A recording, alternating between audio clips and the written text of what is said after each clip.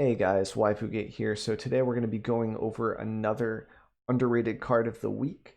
We do this every Wednesday. We put out an episode where we kind of go over a card that might perform better in the meta than it used to in the past, basically. Sometimes it is just a card that I think is underrated that could see a lot of play, whether that's from a meta shift or just people haven't thought about it a lot and there's a lot of brew potential. So that's what this series is sort of about.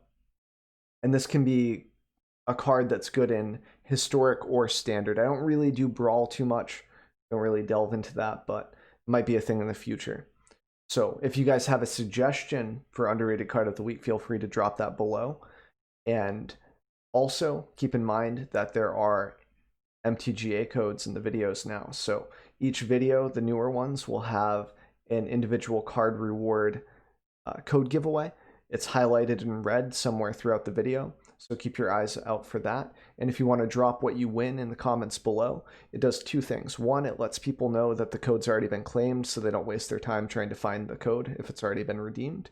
And then two, I keep a leaderboard on stream for these code giveaways. So like we have best drop right now so far as a questing beast, worst drop is Shoal Kraken. So it's just sort of a fun thing to do on stream.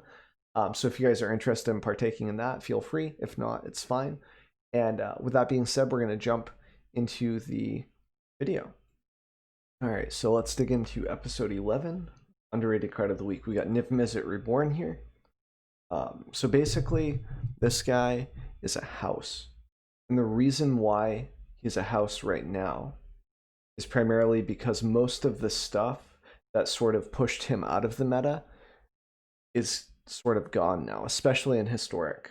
All right, so the reason why also why he's very good in historic right now, because Deafening Clarion is a card, and that card is good against goblins. Yeah, you guys love the goblins. Me too. Just kidding. So basically what happens is you get to run 4 copies of Clarion in this type of a deck, and when you go to refill with Niv-Mizzet to also clog up the table, you can threaten to Clarion the next array of goblins that sort of comes down.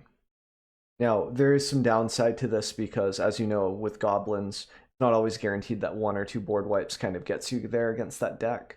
The deck is very explosive in regards to refilling its hand with Ringleader or refilling the field via, what's it called, like Muckus or something, or I don't know, the 6-drop goblin dude that just fills the table from the top 10, grabs those goblins and puts them into play.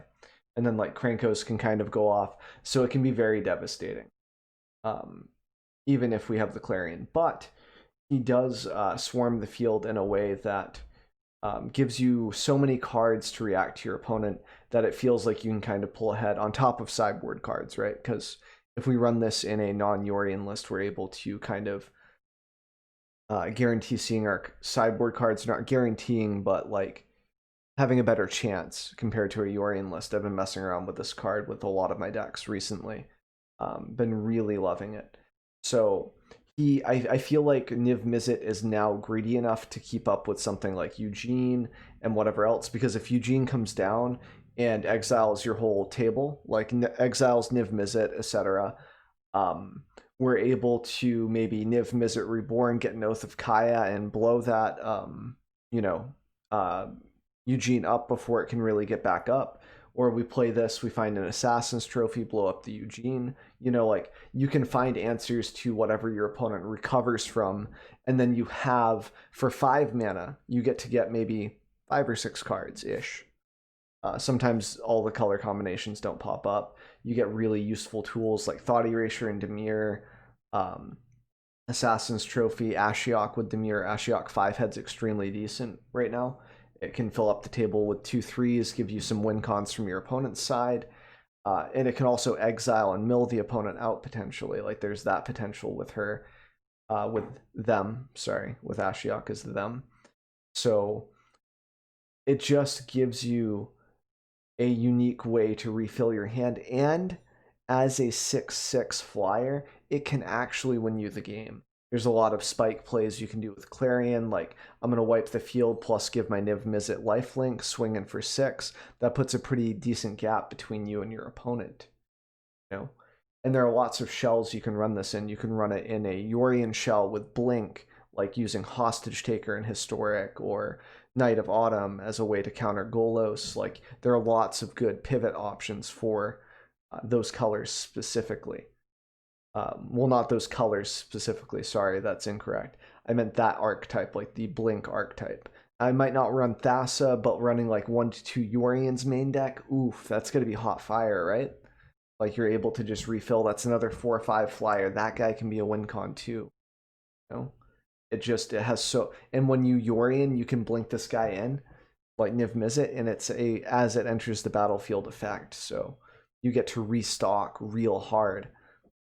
And then you're also able to potentially go off even further from that. Like, you could have cards that bring cards back from the graveyard, like Elspeth. We can't grab Elspeth off of Niv-Mizzet, but we can still have it in our hand, right? Maybe we draw it from one of the color combination cards that we had before, like Discovery, Dispersal, etc.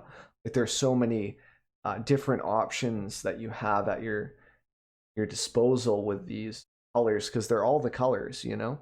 And we have such great lands right now. Like, the Triomes came in, making this deck way better, especially in Standard, man. Like, if you just crank this in Standard, I've been working on a few lists with Standard and Historic, like cross checking them, seeing which one might be better. And I'm still on the fence about it because there are so many options, so many cards that you can consider putting in. Whether that be like Solar Flare for board wipes if you want to run Jengatha, or however you pronounce that companion's name. I'm pretty bad with that one. I've got to research that a little bit more. But like, that color restriction, you know, you only have Solar Flare and like maybe Clarion to go with board wipes. And in Historic, that's a little bit of a problem with Solar Flare because you can't deal with Diligent in the Kethis list, or Kethis itself. It's a 3/4. It dodges really well. You have to like Solar Flare twice, which is garbage. But Clarion hits most of that deck. It hits Emery and such as well, which is pretty nice. And then like, you have access to Unmoored Ego in your sideboard. Even with a Yorion list, if you look at your top 10 cards, you might be able to find that, you know. A lot of different flex options, man. So I've been enjoying this card, and I think that he's a good fit for both metas right now, for the most part, for Standard and Historic. And I'm going to keep brewing around this guy for a minute because I think he's super underrated at the moment. Like, people have just overlooked him for so long. He had a bit of a spike in play when Fires was still around. You could go Fires, Niv-Mizzet, Fae of Wishes, I do whatever I want type of deck. But in the end, it was sort of like another flavor of Fires. And now I think it's time for Niv-Mizzet to shine. All right, so that wraps up episode 11 of Underrated Card of the Week. Hopefully it was helpful, maybe give you guys a bit of a thing to brew around, some ideas. And yeah, so I put out a new video each day for YouTube, whether that's a deck guide, Underrated Card of the Week, meta-analysis. We do a lot of stuff here on the channel. And each of the new videos are going to have a code giveaway. So if you guys are interested in that, there'll be an end panel where you can click a little face for subscribe, or you can do it down below.